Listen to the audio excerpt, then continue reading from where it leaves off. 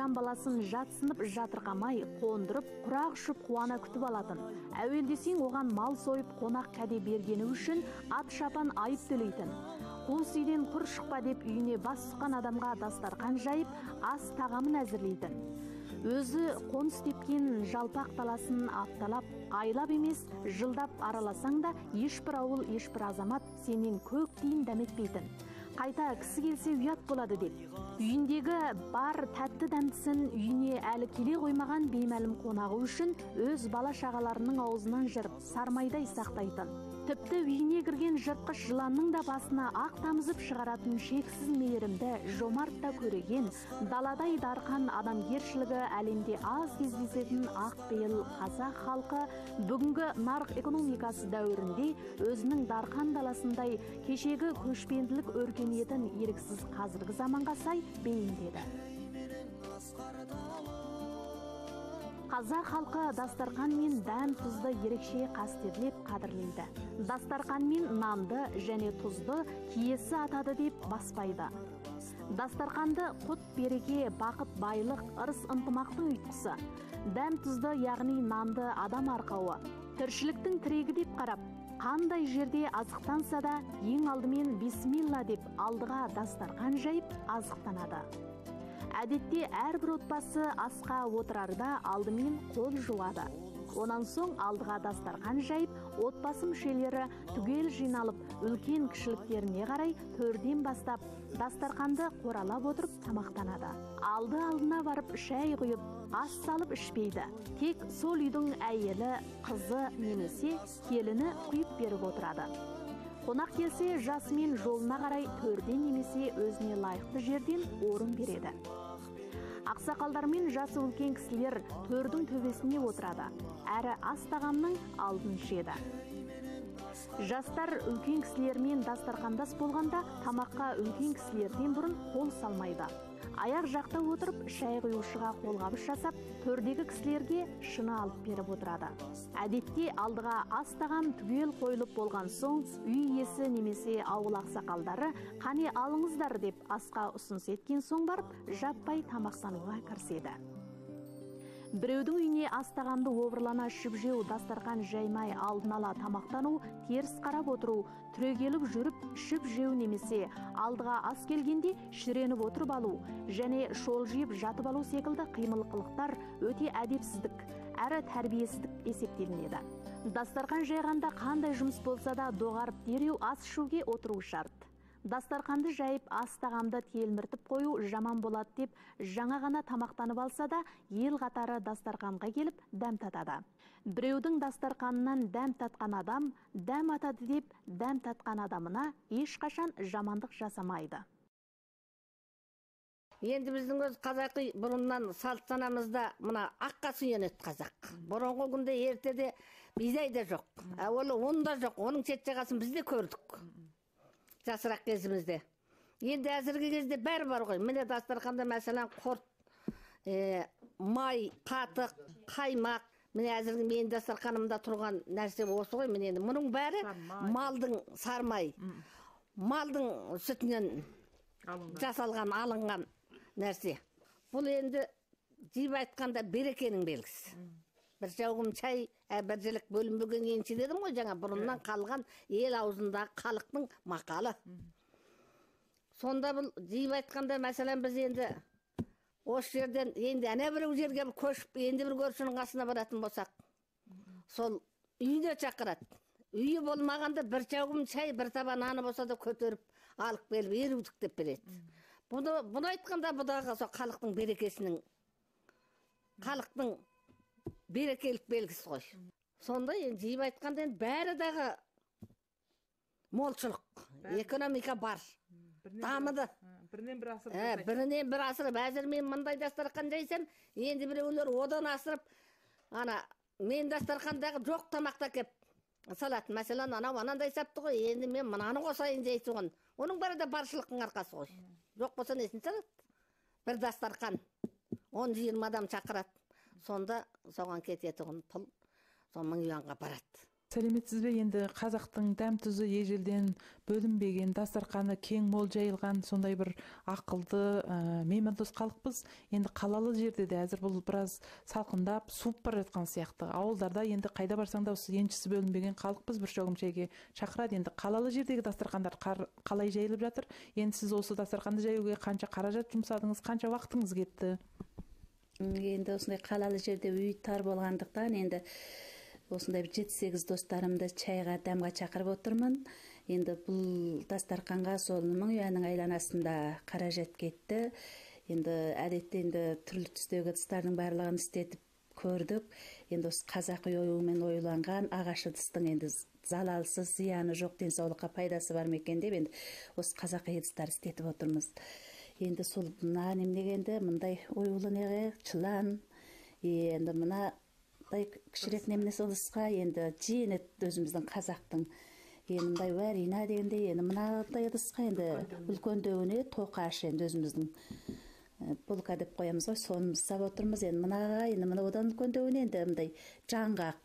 Енді одан сәл немесіне сол өзіміздің қазақи құртымызды сап, енді осындай дастарқан әзірлеп, достарымды шақырып отырмын. Енді біздің қазақтың енді қаймағы бұзылмаған, дастарқаны кең пейіл осындай дарқан қазақпыз ғой, енді осындай ұлтпыз ғой былайша айтқанда деп. Сол енді қаржыдан сол жағы енді мың ұяның айналасында кетті. Енді уақыт дегенде енді бір жарым күндей уақыт кетеді ғой, енді дайындап, үй тазалайсың, етіңді асасың, бидай көжеңді жасайсың дегенде, енді дастарқаныңды тізесің дегендей, сондай уақытым кетті.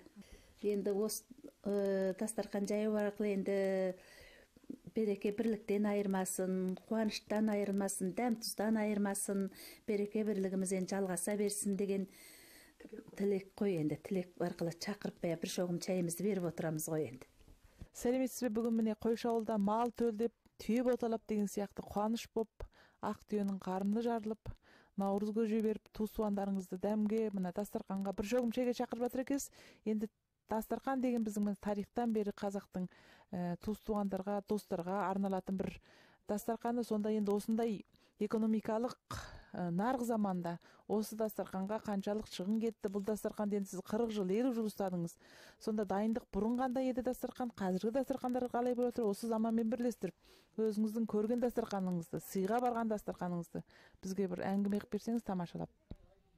Бұрын мұндай дастарқан жасаған қайда бізде? Жоқшылықта.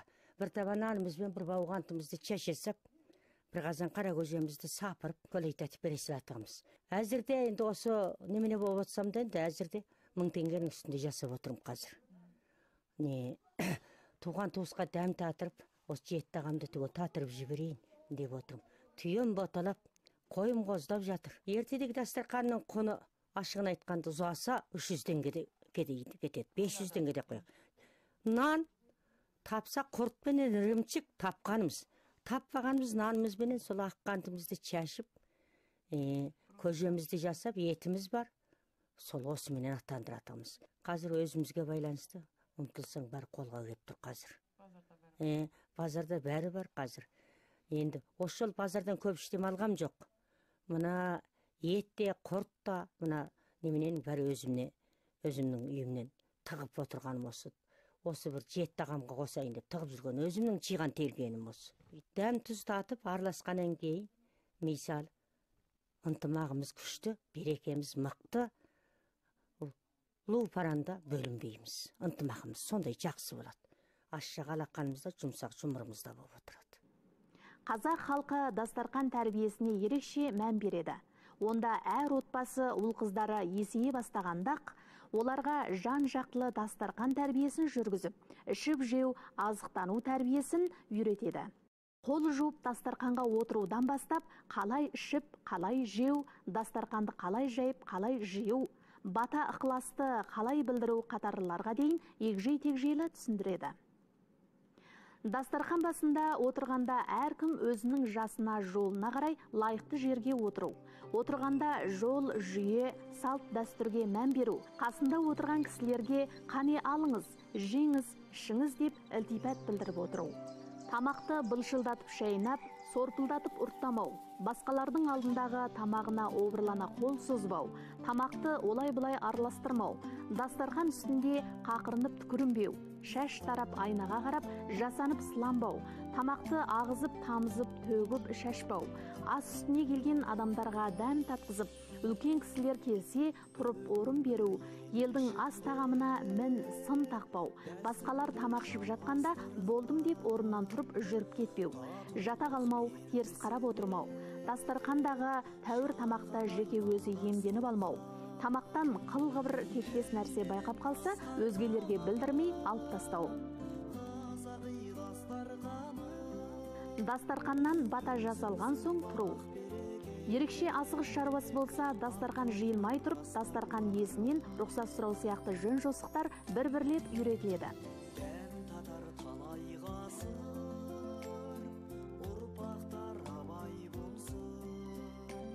Дастарханды екі байламайды, бір байлаймыз. Екі байласаң, мандымасқа айланады екен бұл. Атамыз қазақтың жолында. Бір байлаймыз, өзі әкеміздің жолы болды. Не бүктейсесің де болды бұлай бейтіп. Әйтпесе бір байладен төгілетін болса. Екі байлаған болмайды екен. Екі байласаң баяғы арыздағың. Ешкімге татырмайсың баяғы. Болды, өзімдік қана болсын деген позициядағы ол. Тұйық жағын жоғары қарататын. Дастарханның ырысы, мына дастарханнан төгіліп тұрсын дейді бұлай. Немене тұрсын дейді. Тұйығы жоғары қарап тұратын сол себеп сол. Енді дастарханның тұйығы былай қарап тұрса, ол жаман болады онда. Алды тұйық болады. Ырыздығымыздың алды шашылып, ел жұртыма бұйырып, ел жұртым ішіп тұрсын деген позицияда болады дастарханның. Қазақтың берекесі, сыйына үлкен үрел атқарады. Тек қана чайды біз азықтық сусын үшін деген емес, қазақ ұлтында бұл чай деген бұл адамдардың арасында, ел мен елдің арасында, ауыл мен ауылдың арасында, ұзақтан келген қонақ, жолаушы, осылардың бәріне сый құрмет ішінде де бұл атқарылады. Мәселен, кейде енді басқа тек қана сен чөлдедің бе, шай ішесің бе, бұл шайдың қажет деген емес. Тіпті біреу тойып келсе де, ішіп келсе де, соның алдында дастархан жайылып, чай құйылатын қазақта салт бар. Чай құрмет үшін. Дастархан тәрбиесі ұрпақтарды әр жақтан үлкен адамгершілікке баулиды. Адамдарды ізгілікке, мейірімділікке, жанашырлыққа, бауырмалдылыққа, мәдениеттілікке, көпшілдікке, тазалыққа, пәктікке жетелеп, адамдармен болған қарым-қатынаста жақсартады. Басқалар алдындағы бедел мен сый құрметін жоғарылатады. Дастархан қалың, көрінісі көркем кездемелерден керегіне жарай үлкенді кішілі жасалатын, тамақ шу үстелі орнына істететін азықтану жабдығы. Қазақ дастарханды өте қадірлейді, оны баспайды, аттамайды.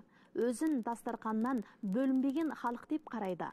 Қазақ ұлты ежелден еттен, сүттен жасалатын тағамдарды азықтық еткен. Сондықтан дастарханда негізінен сүттен жасалатын құрт, ірімшік, сармай, айран, қымыз, шүбәт қатарлар болса, еттен жасалатын қазы қарта, қуырдақ, асқан ет, жау бүйрек, қақтаған ет қатарлар көптеп істетіледі. Кейінгі даму барысында астықтан жасалатын бауырсақ, шелпек, нан, женіт, көже, сүтке бөрттірілген тары, қуырған бидай қатарлар дастарханда қойылатын болды. Ал қазір қалаласу, замандану жағдаймен көршілес ұлттармен аралас қоныстану әсерінде дастарханымызда түрлі жел жемістер, бадам, өрік, мейіз, жаңға қатарлар көптеп кездесетін болды. Сәлеметсіз. Енді бүгін міне үйіңізде көлгөсір дастархан дайындап, бір шөгім чайге туыстарыңызды, достарыңыз шақырып жатқан сияқтысыз. Енді осыған қаншалық қаражат кетті, қанша дайындық көрдіңіз? Енді өзіңіздің осы дастархан жаюдағы мақсатыңызды айта кетсеңіз. Дастархан жаюда мақсат баяғы бір туыстарды шақырып бас қосу. Бұнда құрғақ жемістер бар. Бұнда енді көбі өзіміздің мына жерлік жемістердің ішінде бадам дейміз, жаңақ дейміз, мейіз дейміз. Осылай өзіміздің жерлік өрік, Шинжаңның өзіміздің жерлік жемістері. Оның өзіміздің құрт, сармай қолдан меған қазақтың қазақи бауырсақтар бар. Қазақи өзіміздің кептірген соғым жіліктерім бар. Содарды асып осылай бір чакырып алайын деген. Енді бір дастарқан жаю үшін аз дегенде бір 1300 атырабында ақша кетеді екен. Құрғақ жемістердің ең арзаны 55 сом, ең қымбаты 200 неше сом аралығында болады екен. Енді осы алдарты болып, осы құрғақ жемістердің өзіне бір 1300 сомдай ақша. Енді оның үстіне өзіміздің соғым еттеріміз бар. Енді оны қосып келген уақытында бір 1500 сомдай пұл кетеді бір дастарқанға. Біз дастарқанды осылай қадірлейміз. Көршілерге, туыс туғандарға, дос жарандарға қашан болсында осындай дастарқанымыз жайылып тұрады. Берекенің, достықтың бірлігі бұл. Енді ресторанда жесек те жейміз, оған қарағанда өз үйіміз, шаңырағымыз, соған үйде дастарқанды жаюды жақсы көрем өз басым. Соған көбінесе үйіме осылай дастарқан жайып, қонақ шақырам. Біреудермен біреудер бір абысындар ажындар реніш сықпаса да, бір шәугім чайдың үстінде дастарқан жайып қойып, сол өзін тату тәтті қайтадан берекеге шақырып отырады. Ал енді бір ауылмен бір ауыл болса да сондай. Ал көрші ауыл көшіп барса, еруді қап барса, бұны алдыменен чай ап барады. Сонда чай деген бұл үлкен бір берекеге мына бір маңызы, ұлттық бір береке ынтымаққа да чай жүретін жақсы салттар. Дастарқанды жақсы жаман болсын. Мисал бір жаңғыз ақсақал келсе де дастарқанды мол қылып жасап береміз. Өйткені ол пайғамбар жасына келген адам. Жолаушы келе жатыр. Барымызды татырып, күтіп, көрпесін салып, жастығын басына қойып, разылығын алып аттандырамыз. Оған оты разылығын беріп кетеді, одан немене болмаймыз. Баталы құл армайды, батасы құл жармайды дейді. Аллах бір деген батасының өзі үлкен бізге бір немене. Береке бізге құйып кеткен дастарқанымызға қарастық. Мисалы 6 жаста бала жолаушы келді. 60 жастағы шал шығып сәлем береді дейді. Шал мисалы 60 жастағы кемпір болсын, не болсын. 6 жаста бала жолаушы келсе амандасып. Кел әке жоғар шық.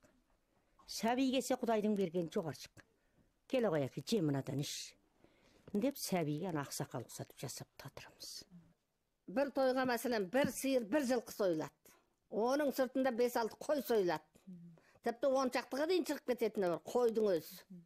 Мен енді осының етін бәрін қанша адам келсе сонша адамға, мәселен бір дүй дейміз, әзіргі бір қыстақ дейміз ғой, бір қыстақты 10 түгел шақырса, одан басқан құда жегізат, туыс туған деген бір ауданның көлемінде баршылық қой. Соның бәрін шақырады. Сондықтан дағы сол мол сояды, дастарқан мол болады. Оның сыртында күйік өлгендер қымыз құйып жатады, шүбәт құйып жатады. Ең болмағанда әзір үнемшілдік қолданғанның күнінде айран бересін болды. Айранның бағасы төмендеу болу керек қой ona басқасынан.